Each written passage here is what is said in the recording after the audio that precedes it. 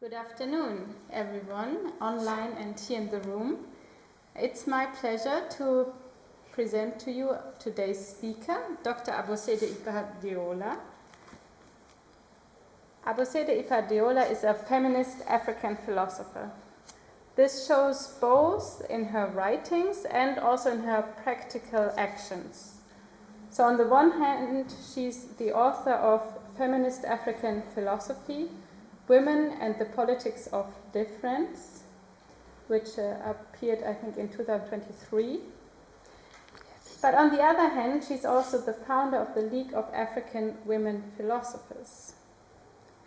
Since November 2024, Abosede is a fellow here at our center. And in the framework of the center, she delves deeply in philosophizing in Yoruba, which is her mother tongue.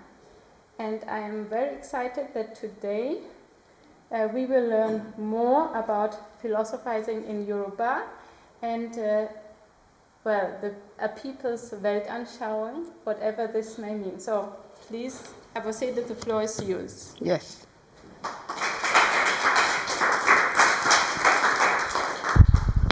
So thank you very much, Monica, for that lovely introduction. And good afternoon, everyone. Thank you for being here.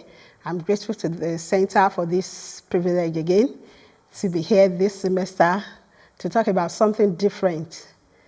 Talk about philosophizing in Yoruba. And I must tell you, my excitement knows no bounds. I'm just so excited to talk about this. It has given me the opportunity to reflect on ideas, those ideas that I grew up. Those ideas and concepts that I grew up hearing about, learning, living within the culture that I lived, that I was raised in. So this has enabled me to reflect more deeply on those ideas that otherwise I was taking for granted as a child, and I started reflecting on and thinking about as a philosopher. So I'm so happy to be here. I'm so happy that I have here. So before I go into the lecture to talk about philosophizing in Yoruba, I would like to ask that you do something for me. I have a task for you. Those of you that are here in this room with me, and those of you that are online, please, I would like to ask you to do something for me. Please get a small piece of paper and write. Whenever you hear Yoruba, the Yoruba people, anything that's related to Yoruba, what comes to your mind? Just 2 words. 1 word or 2 words. Please write. Thank you.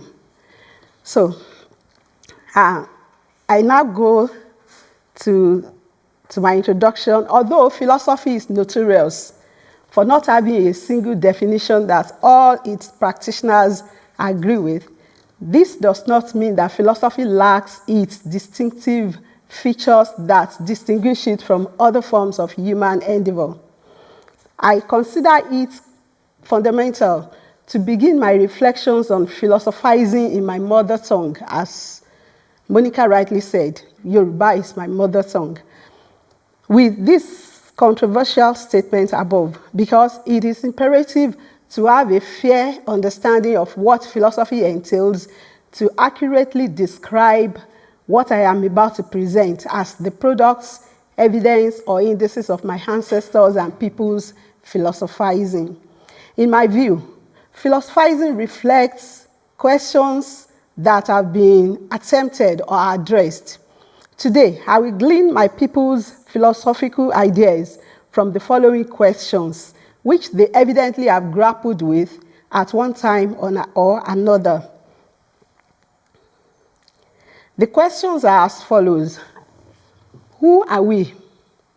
Where are we from?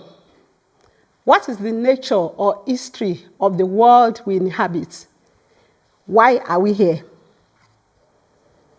How do we organize our society?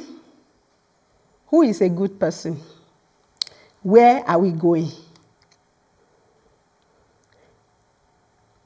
As will be shown during this lecture, the Yoruba have raised the questions mentioned above, as well as similar ones.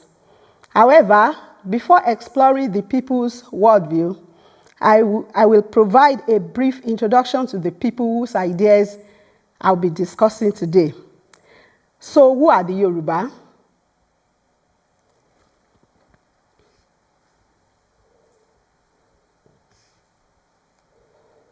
The Yoruba people are a group of Africans who speak a dominant language and various related dialects across several African countries, including Nigeria, Benin, Togo, and Sierra Leone, as well as in the African diaspora in places like Cuba, the United States, and Brazil. According to Usman and Falola, here, that is the work that I'm citing now.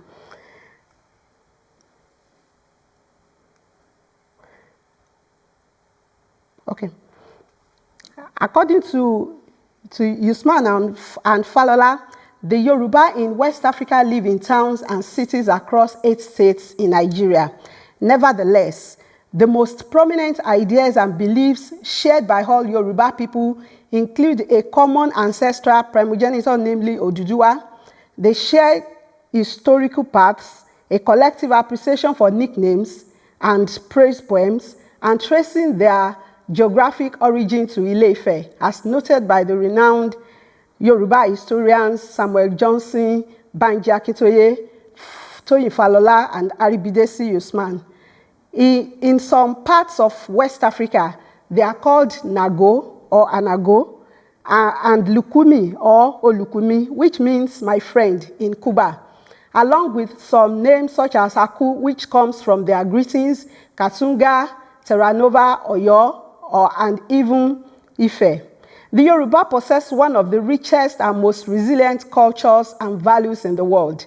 Having clashed with different civilizations, including European, Arab, and Asian, the Yoruba have managed to preserve the core of their culture and traditions, which, although highly dynamic, evolve and adapt on their own terms and at their own pace. For example, according to Oyeronke Olademo, a professor of comparative religious studies at the University of Ilorin in Nigeria, Islam arrived in Yoruba land through the activities of itinerant traders around the 15th century. The professor of Yoruba history, C.G.O. Gbadamosi, reports that mention was made of Muslims residing in Yoruba land by the 17th century. Christianity arrived in 1842 through the missionaries of the Church Missionary Society, founded in Britain. This is found in our book titled Women in Yoruba Religions, published in 2002, page 11.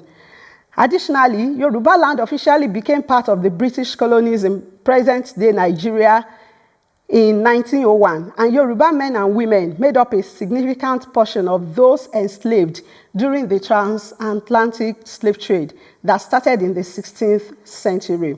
However, despite these encounters, Yoruba cultural values and traditions have remained influential in Africa and the African diaspora.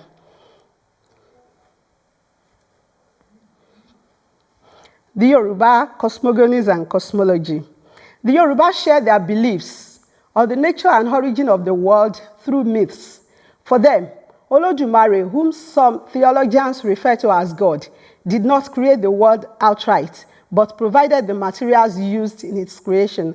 According to Banji Akintoye, many myths describe the creation of the world, but one has become the most popular and widely accepted throughout Yoruba land. The myth states that Olodumare gave a god of earth and a fowl to Obatala, one of the deities. Thank you. I wanted to mention it. I have the book here. So it's here. Please pass it around, let everybody see it. Yes. Thank you. Yes. So the myth states that Olodumare gave a god of earth and a fowl to Obatala, one of the deities, and sent him from Ikole Orun, the extraterrestrial realm, to the planet, which was then a vast ocean without solid land and uninhabitable.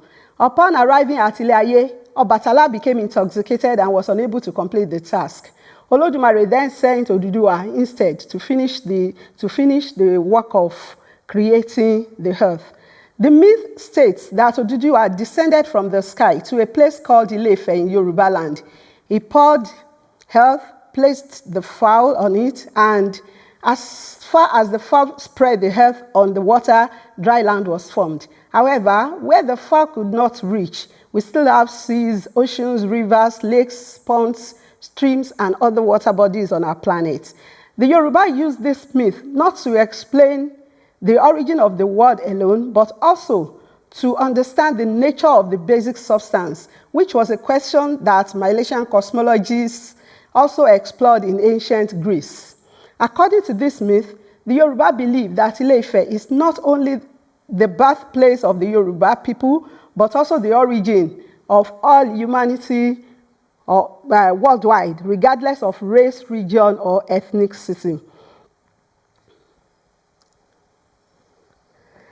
It is well established that preserving people's experiences along with cosmic and ecological events in oral traditions predates written accounts in nearly every society and culture.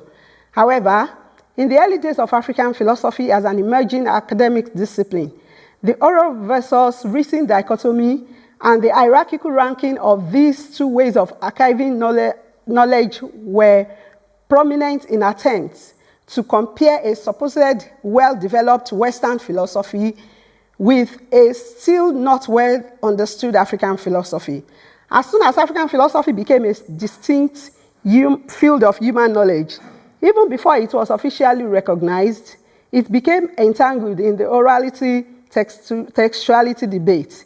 Meanwhile, even before this debate reached African philosophy, the legitimacy of oral knowledge and whether it could be considered equal to written texts was a significant topic in African literature, social anthropology, linguistics, and literary studies, with African scholars like Isidore Okpewu and British scholars such as Ruth Finnegan and Karim Baba leading the defense of oral traditions. In a 1974 article titled "How Oral is Oral Literature," Finnegan argues that the abundance of examples of this kind, that is, Yugoslav oral epics and medieval Chinese ballads, helps to bring home that the relation between oral and written forms need not just be one of parallel or independent coexistence, far less of mutual exclusion, but can easily exhibit constant and positive interaction. Indeed, it becomes clear that this sort of situation may well be just as normal and characteristic of setting for oral literature as the extreme type of a primitive and non-literate culture postulated in the classic dichotomy. Nonetheless, the debate over textuality versus orality was among the earliest discussions among African philosophers. For example, Pauline Osonji praises literacy as a key criterion for philosophical works. At the same time, Odera Oruka, through his Philosophical Sagacity project, shows that oral philosophy is just as valid as written philosophy, as long as it has an identifiable individual author. Similarly, Sophie Bosede also defended the validity of Orumila's teachings as philosophical sayings comparable to those of Socrates in her seminal monograph, Socrates and Orunmila, two patron saints of classical philosophy. As a result, the textuality-orality debate divided some of the first generation of African philosophers into two groups. Philosophers like Otonji, a strong critic of ethno-philosophy, argued that an idea must be written, critical, and individual to qualify as philosophy. In contrast, Oruka and Oluwale argued that oral ideas gained from philosophical sages are philosophical. It is precisely because of this criterion that some African philosophers argue that African philosophy is a very young discipline compared to philosophies from other regions and traditions. They claim that since African cultural and traditional elements presented as African philosophy, especially by ethno-philosophers, originate from oral traditions, they cannot be considered to be philosophical. According to critics of ethno-philosophy, who view philosophy as a written tradition, abandoning this criterion has many implications for the quality of works labeled as African philosophy. For instance, it suggests that African philosophy is inferior to Western philosophy, and also accepting the idea that African philosophy only began when Africans started writing is also highly problematic, as it places African philosophers in a dilemma. This is because accepting that view requires discarding many ideas inherited from their ancestors. Still, the idea that oral traditions and written texts were mutually exclusive before literacy arrived from the West does not affect how knowledge was produced and archived in traditional Yoruba societies. Yoruba ancestors understood the fleeting nature of human memory and the abstractness of words, especially when they are not tied to concrete symbols. The risk of collective forgetfulness. As a result, they recorded their knowledge using various methods beyond oral storytelling. Among the Yoruba, many tangible objects serve as repositories of knowledge. They are also essential components of the Yoruba people's philosophical practices. In addition to how oral traditions are structured to address some of the challenges associated with viewing people who have oral traditions as non-literate or primitive. Subsequently, I will explore Yoruba oral traditions and how their sayings and other oral knowledge items are organized to help preserve them. Additionally, I will examine the symbols and objects that the Yoruba created to ensure their knowledge is passed down through generations without being accidentally altered, unless intentionally critiqued and revised.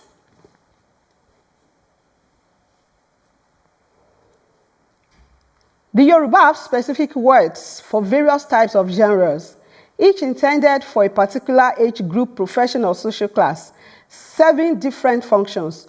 Most genres offer insights into how the Yoruba have tried to address or confront many of the philosophical questions mentioned earlier. For example, in poetry, there are various types of poems suited for different occasions, ranging from weddings to funerals. There are poems for and about different occasions. They are for and about happy moments and sad moments. There are also poems for individuals and groups, including families, towns, villages. Panegyrics, also called oriki, are common among the Yoruba. Oriki refers to the Yoruba poem spoken or sung in honor of a person, a spiritual being, a family, a group, a place, that is a village, town, or city, and even an animal or a thing. Oriki is crucial because it relates the origin, special qualities, and history of a person, thing, or place. Relationships are of great significance to the Yoruba. Therefore, they have markers of tracing descent and relationships, such that even if a person travels far away from home, they can still locate their relations as long as the markers of indices are present. One of the markers is facial or bodily marks, a tradition that has fundamentally become obsolete in contemporary times. And the other is panegyrics. According to Karim Baba, because oriki are crucial in making the relationships, human and spiritual, that constitute the Yoruba world, they reveal connections and hidden faces in society that would not otherwise be accessible. Apart from a wide range of ewi and other sayings, the Yoruba also highly value songs, which are not just meant to entertain, but also serve many other philosophical functions. For example, Songs are used for educational purposes, to preserve the memory of a community, and to raise awareness about societal vices.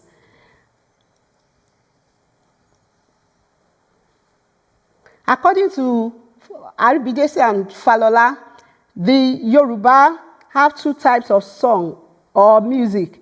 They are religious songs. There are religious songs which are sung to invoke, praise, or petition deities. There are secular songs which are sung for humans. Yoruba religious songs include Orin Egun, Orin Gelede, as you have it here. This is Orin Egun, Orin Gelede, Orin Epa, Orin Osoyin. Were is an Islamic song. It's a song that is a traditional song that Muslims sing, especially when they are fasting. And also there are secular songs such as Sakara, Awurebe, Apala, Fuji, Juju, Waka, and Adakwada. Songs are differentiated from poems by dancing. Hence, the Yoruba say Orini Shaju Ijo, which means songs precedes a dance. Nevertheless, there are also many instances when poems and songs are combined as Oriewi. And very soon I will show you one that combines the two.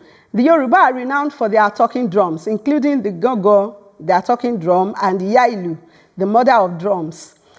Drummers practice philosophizing through their beating of the drums. Sometimes profound philosophical ideas are conveyed through drum beating.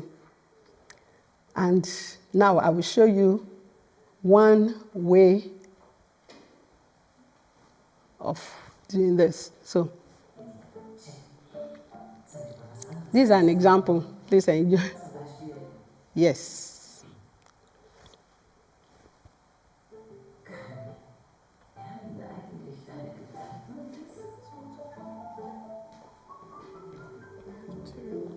Okay. But I try to let it spin. Let's see. Okay, yes. Oh, I'm not. Okay. It just pauses it. It pauses it. It's not. So let it play. Let them also enjoy the. Okay. Leave it. Yes. So please enjoy the.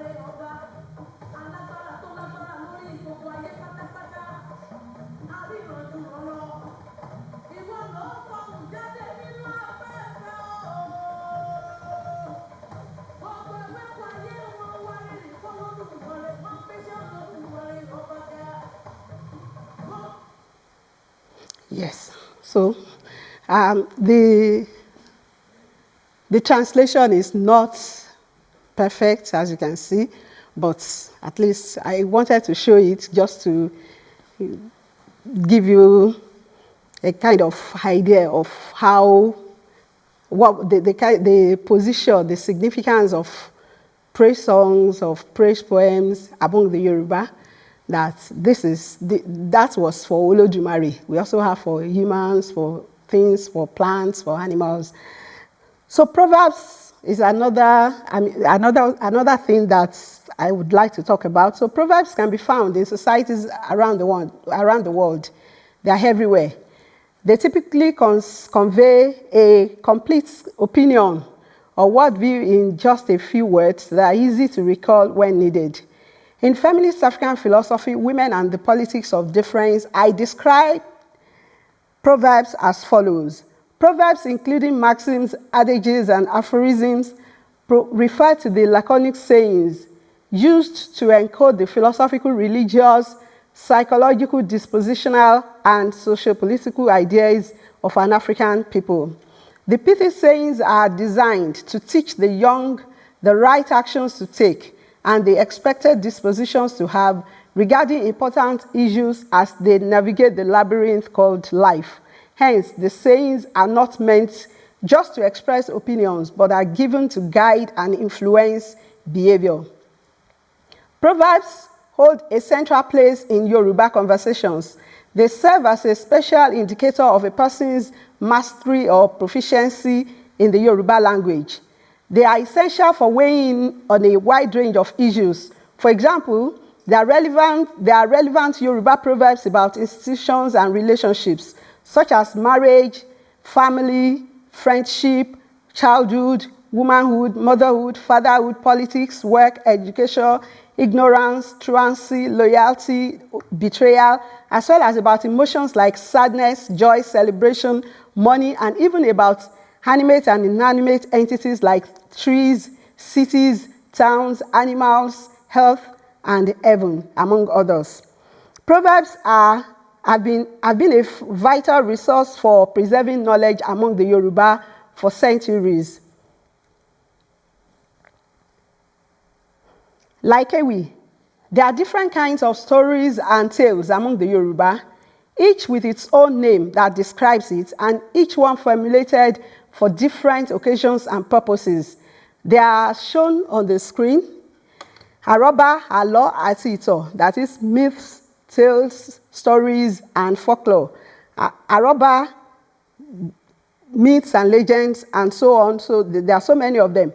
While different characters are famous in folklore across different cultures, the tortoise is the main character in many Yoruba folklore, many of which are told for didactic, moral, and pedagogical purposes.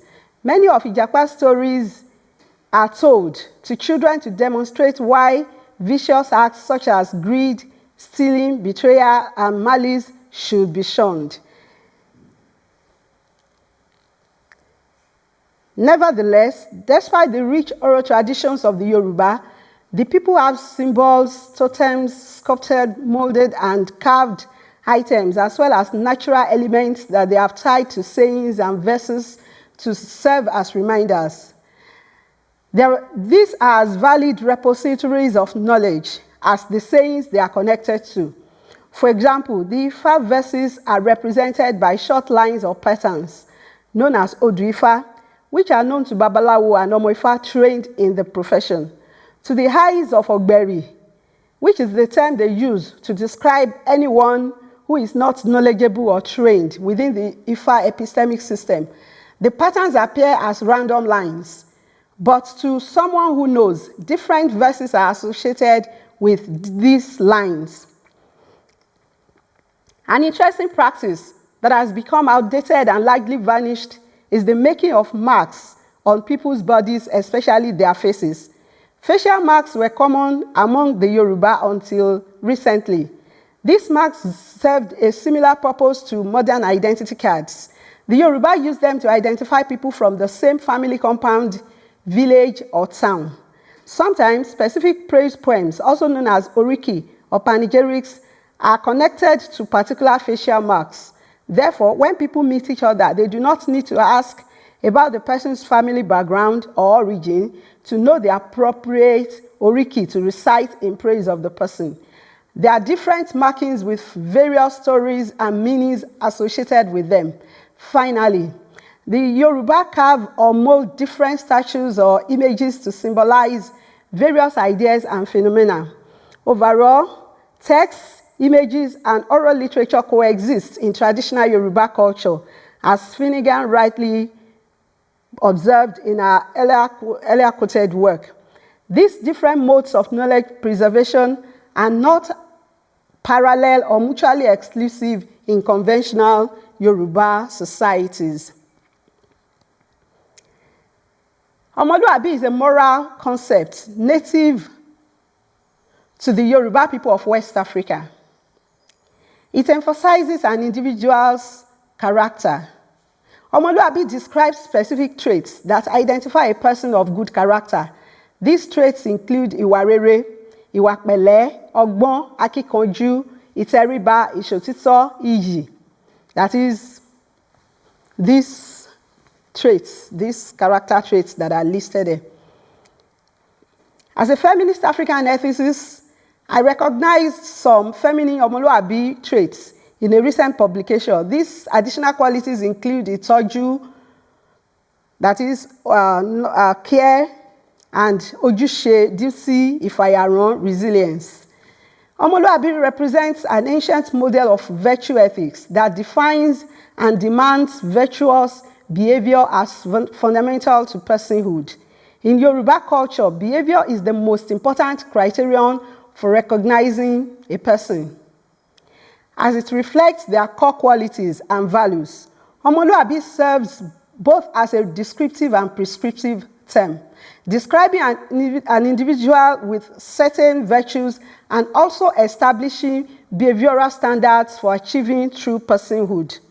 Ìwà rere, good or virtuous character, is recognized as the foundation of moral agency, emphasizing the importance of acting correctly, regardless of potential consequences to oneself. It reflects the idea that a person with integrity follows moral principles and values independently, without succumbing to pressure or temptation. The Yoruba saying, ìwà rere lẹ̀ṣọ́ ènìyàn, that is, virtuous character is a person's proper adornment, highlights the value and significance of integrity. The Yoruba distinction between beauty, ẹwà òde, that is external allure, and ẹwà inú, internal virtue, illustrates that while one may have either or both types of beauty, the latter, inner virtue, is considered more valuable. This is according to Barry Allen in his work. Therefore, regardless of physical attractiveness, lacking virtuous character is seen as making one ugly in the Yoruba worldview. It shows its all truthfulness. The Omoluabi ethos considers truthfulness a sacred principle that requires unwavering honesty in all situations. And Omoluabi must avoid manipulation and selfishness, demonstrating altruism by thinking about how their actions affect others before acting. Consistency in truthfulness is crucial, and Omoluabi's statement, whether past or present, must align without contradiction. Integrity and honesty are not just virtues, but the core qualities that define an Omoluabi. Being untruthful indicates a lack of integrity and disqualifies someone from the respected title of Omoluabi. Therefore, an Omoluabi prioritizes honesty and integrity, striving to uphold these virtues in every aspect of life. Suhuru, that is patience or restraint, is recognized as the foundation of good character. Suru is the hallmark of an Omoluabi's behavior. When faced with provocation, an Omoluabi is expected to demonstrate patience and restraint, which are signs of maturity essential for effective leadership. The Yoruba proverb, Suru ni baba iwa, patience is the father or or the parents of character, and àgbà tó ní sùúrù ohun gbogbo ló ní, a patient elder possesses all things, emphasize the importance of this virtue. An ọmọlúwàbí must not act impulsively, but should maintain composure and dignity even in challenging or difficult times. And finally, I'm not going to look at every one of them listed here. I've just picked some. So finally, I'll look at ìbọ̀wọ̀ fún àgbà, which is also another very important virtue among the Yoruba, that is respect for elders and for everyone. The Yoruba paradigm of reverence in Yoruba culture is ìbọ̀wọ̀ fún àgbà, that is respect for elders. And it is not just a well-known tradition, but a core principle that defines an ọmọlúwàbí. This respect is deeply connected to the Yoruba view of social balance, expressed in the Proverbs, àìfàgbàfẹ́ nìkan ni kò jẹ́ káyé ogún, that is, if nobody is considered to be older, then there will be chaos. The word elder goes beyond just age. It also refers to those with greater knowledge, skills, or abilities. Respect depends on the elder's behavior. They are expected to show qualities worthy of reverence, handling matters wisely and maturely. And ọmọlúwàbí is known for their respectful attitude toward elders, seeking wisdom from their experience and guidance. They approach elders with dignity and respect, knowing that such regard is essential for maintaining social harmony. Likewise, an ọmọlúwàbí expects elders to return the respect by acting honorably and wisely. So now I'll move on to another important aspect of my presentation today, the Yoruba work ethic. The Yoruba place a strong emphasis on hard work, believing that children must learn the importance of effort as the surest way to achieve success from a young age. As a result, one of the most popular poems that children are required to memorize appears in the primary school Yoruba textbook, Aula. The poem was written by a renowned Yoruba literary scholar named Chief Joseph Folarin Odujo, who lived between 1904 and 1980. The poem is as follows. So I will say the poem in Yoruba. Please read along. That's why I've translated it.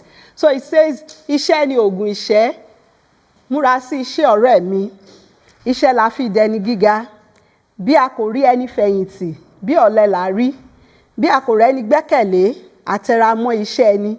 Ìyá rẹ lè lówó lọ́wọ́, bàbá sì lè lẹ́ṣin lẹ́ẹ̀kan, bí o bá gbójúlé wọn, ó tẹ́tán ni mo sọ fún ọ. Ohun tí a kò bá jìyà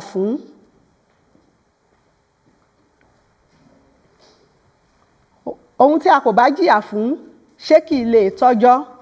Ohun abáfara ṣiṣẹ́ fún ló ń pẹ́ lọ́wọ́ ẹni.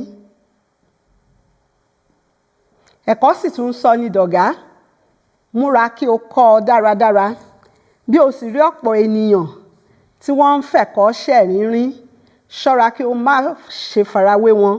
Ìyà ń bẹ fọ́mọ tí kò gbọ́n, ẹkún ń bẹ fọ́mọ tó ń sá kiri. Má fòwúrọ̀ ṣeré ọ̀rẹ́ mi, múra sí iṣẹ́, ọjọ́ ń lọ. This is a very important poem that every child, every Yoruba child is required to memorize, to learn. So virtually everybody knows this poem. It's a very popular poem in Nigeria among the Yoruba. So now I want to move on to Yoruba ontology, and I'll be looking at the concept of Ori among the Yoruba. So people are believed to choose their heads on their way to the earth, according to the Yoruba, from the house of a deity named Ajala. Ori is central to the idea of being in Yoruba ontology. It is believed that the physical head is not all there is to a person.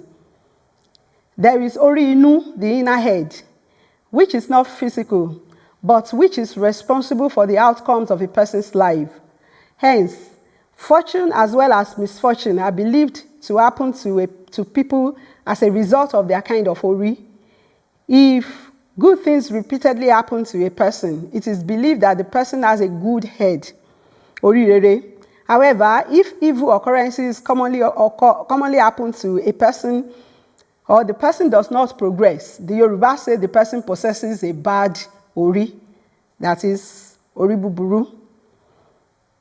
So that is just what the short notes that I have put together on that, because I'm trying to make it short because of my time. Now, I'll move on now to Imo in the Yoruba knowledge system. Olubi Sodipo and Barialen, and I'm sure many of us know about the book that we have there, Knowledge, Belief, and Witchcraft, Analytic Experiments in African Philosophy. Is a very popular work. It's an experiment that they carried out, a project that was done a long time ago, and the project gave rise to this book. They wrote this book as a result of what they found out. So Olubi Sodipo and Barialen used the analytical method to examine the Yoruba concepts of Imo and Igbagbo, which roughly translates to knowledge and belief in English. Sodipo and Allen questioned the Onishegun, who are believed to be the custodians of knowledge, that is, the fathers of medicine. And their analysis support the idea that these concepts have different meanings in Yoruba and Western epistemologies. According to them, Imo among the Yoruba requires that the knower directly experiences the object of knowledge. Igbagbo, on the other hand, is received from another person who has experienced the object of knowledge, who has experiential knowledge of the relevant phenomenon. So those are the distinctions, those are the important distinctions that they highlighted in their work.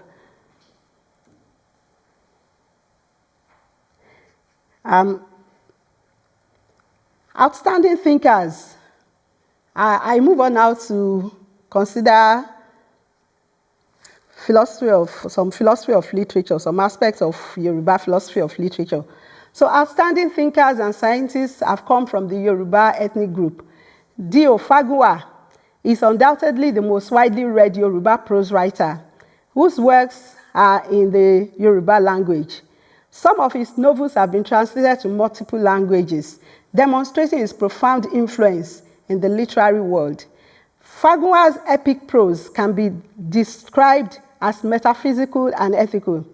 His works showcase rich Yoruba cultural traditions and deep reflections on philosophical questions, including justice, destiny, moral judgments, the soul, and esoteric beings, highlighting the Yoruba people's belief in the reality of metaphysical realms. Fagunwa's works include Igbolodumare, Irinkerindò nínú Igbelegbeje, Aditolodumare, and Ireke Onibudo. His writings are rich in Yoruba proverbs, allegories, and parables, reflecting their deep philosophical contents. And finally, I'll be looking at Obafemi Awolowo's political philosophy. Obafemi Jeremiah Oyeniyi Awolowo is one of Nigeria's most renowned politicians of Yoruba heritage.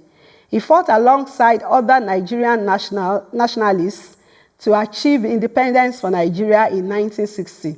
His political ideology, democratic socialism, served as the foundation for the principles of the social groups and political parties that he established. Awolowo's political philosophy emphasizes equality, liberty, and collective welfare. He advocated for education for all citizens.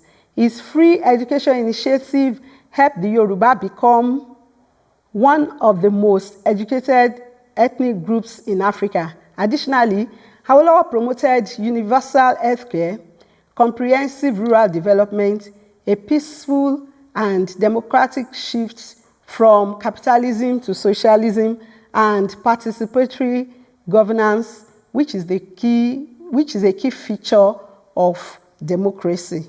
So with this overview, I would just like to say that I've taken bits and bits, giving you a broad overview of Yoruba people's, of the Yoruba people's philosophical ideas, how they have grappled with, so how they have engaged with certain fundamental questions, important questions that I highlighted at the beginning of the lecture.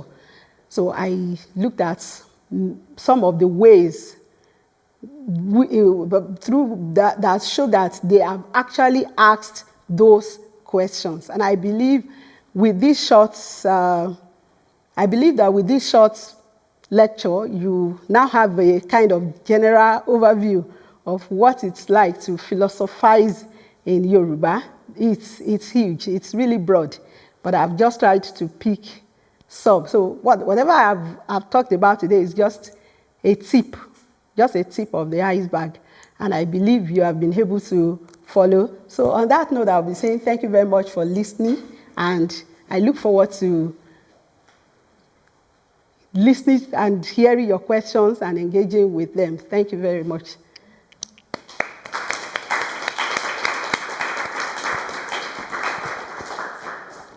Yeah, thank you very much, Abosede, for this overview. I think you challenged us a little bit with no prior knowledge in Yoruba philosophizing.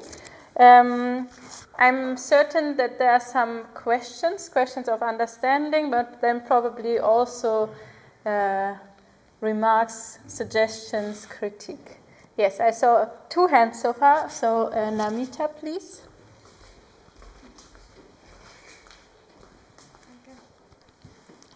Thank you, Abosede. First of all, I want to highlight how amazing it is to see you in your traditional dress. Thank you. It's beautiful. Thank you. And I wondered what is... the 2 words that I wrote down were Orisha and Oshun.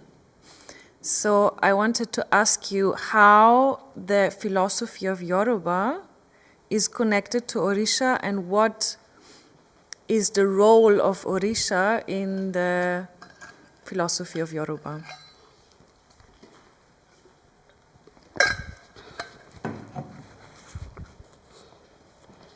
Yes, thank you very much. Thank you for those words. Actually, I believe anyone who is familiar with, especially the Afro-Caribbean community in Brazil, should know those 2 words, Orisha and Oshun. Orisha in Yoruba means deities. That is, people, the people who lived exemplary lives and as a result became divine. Oshun was one of them. Shogo was another one. So they lived, they were humans. They were human beings who lived, but they were exceptional the way they live, and as a result, they did not just become ancestors, people, Yoruba people's ancestors. When they died, they became divine beings. So people remember them. It's believed that among the Yoruba, it is believed that Olodumare, that I mentioned while presenting this paper, that some people roughly call, or theologians call, God or the King of Heaven. It's believed that it's not even, the Yoruba don't carve a statue of Olodumare or make an image of the Supreme Being. It's believed that the Supreme Being does not relate directly, does not interact directly with the living. So if people have any petition, any prayer, they go through the deities, the orishas. So they go through them, they pray to them, they worship them, they go through them. So that is the significance. And as I said earlier on, Oshun was one of them. She was a woman who lived in Oyo, was married to Shogo, both Oya and Oshun were married to Shango. Both of them were women. Shango was a man. So she married Shango and later became a river. So there's a myth that she became a river, and the river is still in Nigeria. So those are the things. But as a philosopher, then, of course, you are not expected as a philosopher to just take all these myths. We also engage with them. We also ask questions about them. But that is just the story, the story that we've heard about Oshun. So she lived like a human being, died and became a river, and she's known for giving children to women. So some women go to her to ask for children, and people still go to the river that symbolizes that somebody like this ever lived at a point in time, a long time ago. They still go there to pray to her, to ask for help, to ask for children, and what have you. So that is it about Oshun. I hope I've answered your question. Or do you still have further questions? The second question was, what role does it play in the philosophy of Yoruba? Like now you talked about the myth. Yes. But is it also looked at epistemologically and philosophically? Of course. As I said, I've presented all these aspects of Yoruba, of Yoruba people's ideas and cultures from the standpoint of asking certain important questions, certain fundamental questions. I'm not trying to define philosophy because I know as a philosopher, even if it's futile to try to define philosophy, especially where you have philosophers, because if you give a definition, somebody would say, no, this and this. But I approach philosophy via asking fundamental questions, like the question that I mentioned earlier. So, of course, it plays a role, like helping people to know things that happened in the past, those myths. Because ultimately, I believe everybody starts at some point to ask some of these questions. Where are we from? Where are we going? What happened in the past? Did we just appear? Questions like that, they come up, everybody has them. So those questions, some of those questions are answered. Maybe not satisfactorily, maybe satisfactorily, but the myth gets to answer some of the questions that I talked about and that I believe people have, and which are highly philosophical. So, yes. Yes, there's a second question from the audience. Thank you very much for the interesting presentation. So, very simple, but out of curiosity, questions. So, one is the tortoise as the main character in stories, and in Akan and in Ghana is the spider. And I'm wondering, do you know if there's any reason why the tortoise or the spider, or is there any explanation as to why the tortoise is like the main character in our stories? I don't know about why the spider is in Akan, but I'm curious to know why the tortoise, the tortoise and the spider, very interesting animal that becomes the main character that embodies all the various virtues that we want to give. So that's the first one.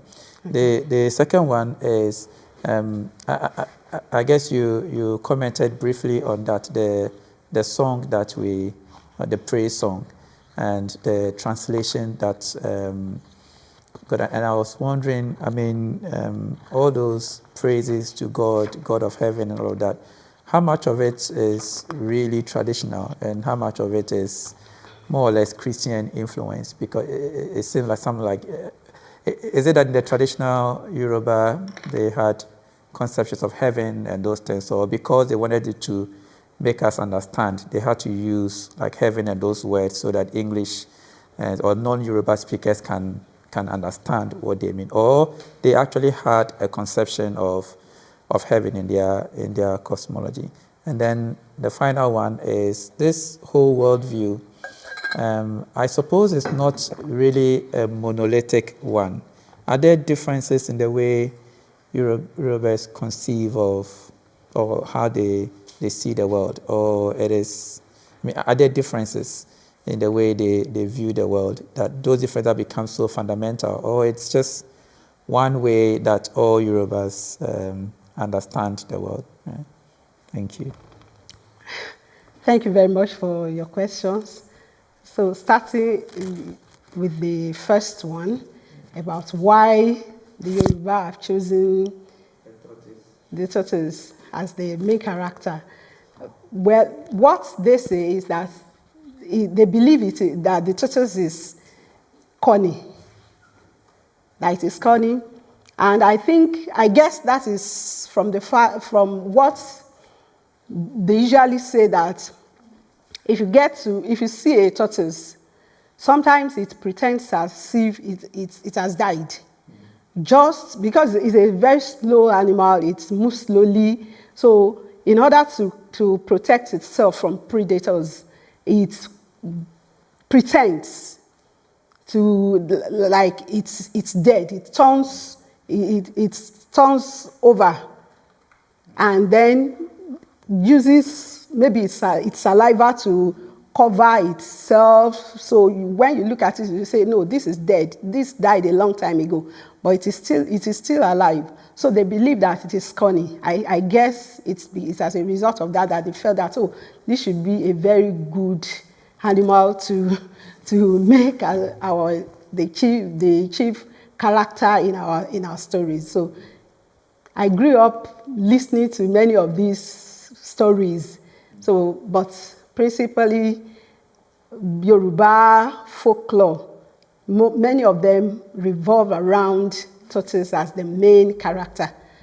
But I guess it's from that particular observation that this animal is cunning, that it's able to maneuver, to mislead those who are out to harm it. So I guess it's from that. And also, your second question about the video that I showed. So yes, I mentioned during the course of the presentation that Yoruba have a very resilient culture. We've encountered different civilizations, different ideas, and sometimes they just have absorbed some of those ideas. Sometimes they repel some, but they've been able to preserve some of their ideas.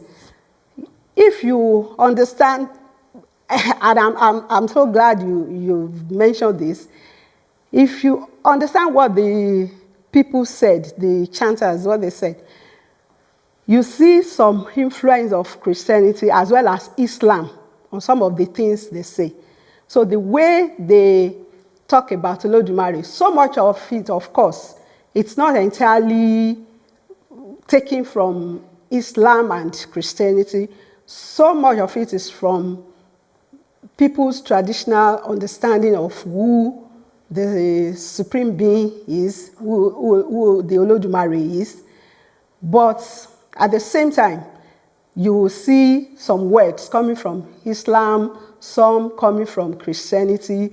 The way Christians describe God, or the way they conceptualize God, and the way Muslims also look at God or describe God. Because we have many Yoruba people who are Christians, and at the same time, many Yoruba people who are Muslims, and we live together. there is usually no rancor as a result of following different religious paths. So you have that among the Yoruba. And Yoruba people, the Yoruba know how to absorb or repel, as the case may be. So I'm glad you observed that. It is true. Yes. And then, yes. No, of course, absolutely not. No, they are different worldviews, actually. There are different ideas. There are different ways of looking at the world, of describing the world, of describing the cosmos, of describing their experiences. Of course, just like you have all over the world in different cultures, they also have that among the Yoruba. However, there are some myths that have become so popular that everybody, I believe people have thought about them, they've reflected on some of these issues, and they have said, oh, this seems to be, this sounds better, or this makes sense more than this other one. So they have that. They have different opinions, different views, but there's a way those different ideas come together, and it's easy and it's safe to say, oh, the Yoruba say this, or the Yoruba view the world this way, but that does not mean that everybody thinks the same way, or everybody views the world or describes the world the same way. Of course, even in this small room, if you ask people that what's your opinion about this issue, we are going to have as many opinions as the number of people that we have in the room. So it's like that everywhere, and it's also like that among the Yoruba. Yeah, thank you very much. We still have room for more questions. I would also like to ask a question. Please go ahead. It actually links to Richmond's third and Namita's second question. I was wondering about the relation between Weltanschauung and Philosophie. Because, so are they for you on a continuum? Is one the condition of the other, or maybe even the realm of the other? So how do they relate together? And you can maybe also then add, as a second question, what role does language play in this relation? Thank you very much. I would not say one is a continuum or a condition for the other, but I think the way people view the world, which is Weltanschauung and also Ìwòye in Yoruba, the way they view the world is related, is in a way. It comes from it's connected to how they think about the world, or it's a reflection of how they think about what they think about the world, what they think about the world, what they think about their existence, what they think about events, about different beliefs, different ideas, different things that go on around them. So they are related, they are connected, but not a condition. Well, not a condition for each other, of course, but they are related in the sense that, I would say the way people view the world, their world view, it comes from how they have thought about the world, and how they have thought about the world, which is their philosophy, or how they have tried to address or attempt those important questions, also show in the way they view the world. So they are connected. They are connected. Maybe I would not say that one is a condition for the other one, but they are connected even though they are independent. They are related. They are deeply connected. have I mixed things up or have addressed your question? We will continue this conversation Of course, tomorrow. we will. I can maybe just add the question on language, because I was wondering, well, you as a Yoruba, now philosophizing in English, how much of your Weltanschauung is Yoruba? So this was like to break it down into a very concrete example. Yes, I think you as a polyglot, because you speak many languages, you should know that, I mean, you know that there are times that you have an idea in a particular language and it's difficult to bring it into another language because you don't have the same words for that idea, for that particular concept in that other language. It happens.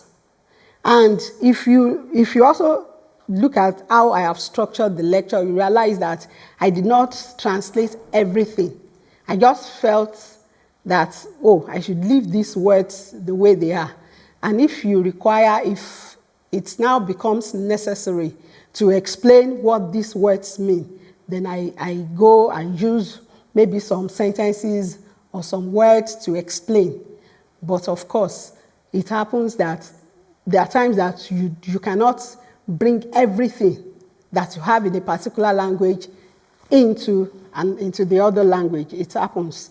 It happens as well when I think about some things in Yoruba to bring it across. I'm not saying it is impossible. It is not impossible, but sometimes it is difficult, and you have that. Yeah, thank you very much. There's another question in the audience.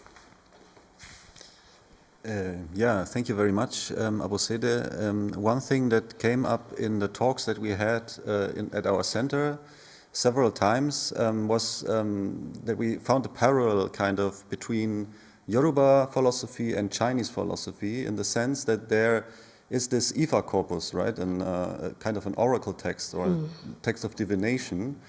And this is, you can also find in Chinese philosophy the I Ching, which is also an oracle, writing on oracle, divination, stuff like this. And in the Chinese tradition, the I Ching is still a source for philosophizing. So many of the ancient philosophers commented on the I Ching. Like Confucius, for example, has a very famous commentary on this. And I was just asking myself, what kind of role does the Ifa corpus play for Yoruba philosophizing? Are there commentaries on this, or are there people probably who interpret it? And is there a tradition that goes to this day, to contemporary philosophy, where people refer to the Ifa corpus, for example, for their own philosophizing today? That would be very interesting for me. Yes, thank you very much. There are commentaries. There are people who have written on the Ifa corpus. For example, there is a linguist called Kola Abimbola. There's also Wande Abimbola. They've written on it. And also, even Sophie Oluwole, I mentioned her work that she wrote about Socrates and Orunmila. Orunmila is believed to be the founder of the religion of Ifa. So he said many of the verses that you have in the Ifa literary corpus. So he said many of those verses. He gave many of those verses. So Sophie Oluwole has written a beautiful piece about his work, and also Kola Abimbola, Wande Abimbola, so many scholars have written on Ifa. Yes, so you have that. You have books. There are books on it. Yeah, thank you very much.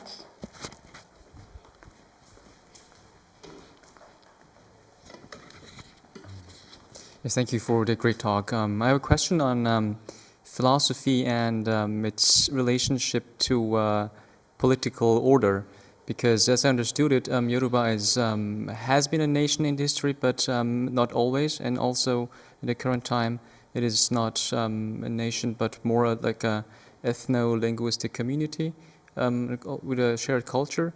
And I always had the feeling that in many cultures, when philosophy systems arise, they have a very peculiar relationship to the political order, to support them or to criticize them, mostly supporting them.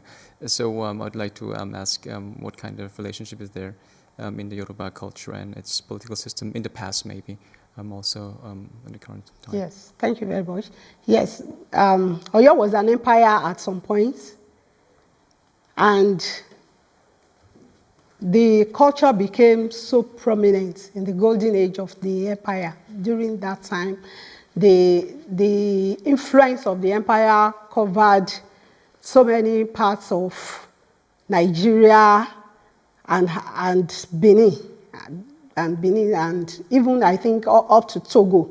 So there was a time that Oyo was an empire, was a big empire before colonialism, before Nigeria became colonized by the British.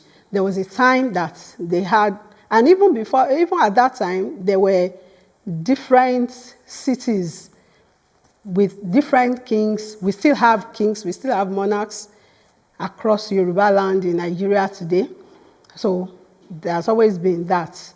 And of course, political power also supports the spread of the culture, the language, and I must say, among the Yoruba, we have different dialects. I mentioned it. We have Ijesha, Ijebu, Egba, different dialects. But the Yoruba that we all speak, the dialect that everybody speaks and which everybody understands is Oyo Yoruba, and it is as a result of that influence of the empire that it became prominent, it superseded every other dialect of different Yoruba people scattered across the land. So you have that, and it was really great at some point. But maybe the influence has dwindled over time, but we had it at some point. Yeah, thank you very much. Since Leon highlighted a parallel with China or Chinese, I wanted to ask a question concerning a parallel with Wolof, because you talked about the talking drums, right? So as drums carrying meaning, additional meaning, and well, in Wolof society, you have a similar, I think, idea that you have not only that the talking drums, but also the rhythms carry meaning. Now, I have the problem that I don't understand these. So I was wondering if you, for instance, with the video, do you have this additional meaning at the same time audible, which the drum carries? So could you maybe give an example of how this system works? Yes, absolutely. Of course, the drums, they also that's why it's called talking drums. It's as they are being beaten. If you understand the language, you also realize that the drummer is saying something with the drum. As they are beating the drum, they are saying things. There are times that people are too scared to confront somebody who is powerful, like a despot or a ruler that is evil. So at that point in time, they are not able to confront the person, to talk to the ruler. If the person has grown too powerful, they could use their drum to pass their message across.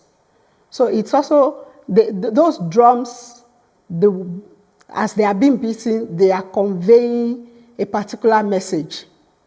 So if you understand the language, you understand what the drummer is saying without really saying it verbally.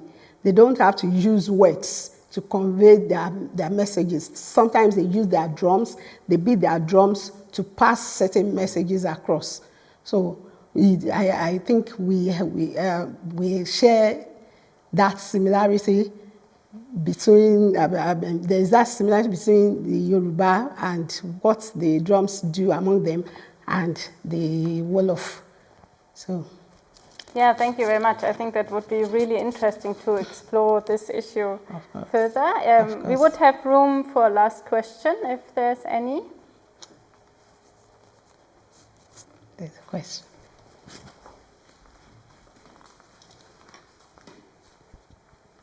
Yeah, thank you so much for your brilliant talk. It was very rich. If I understood you correctly, you would say that philosophizing is engaging with questions such as what should we do, where do we come from, through singing, doing invocations, etc. So would you say that both the singing and the reflecting on the singing can be different types of philosophizing? Could you just elaborate a little bit on that? Thank you. Thank you very much. Yes, I think both are forms of philosophizing. One is a philosophical practice, and the other one is a product of philosophizing. Both the singing, the way the women sing, the way the pitch of the voice, how they draw some words, is as they are doing all this, as they are raising the pitch, lowering it, singing in a particular way, it's a way of philosophizing. They are expressing a particular philosophical idea.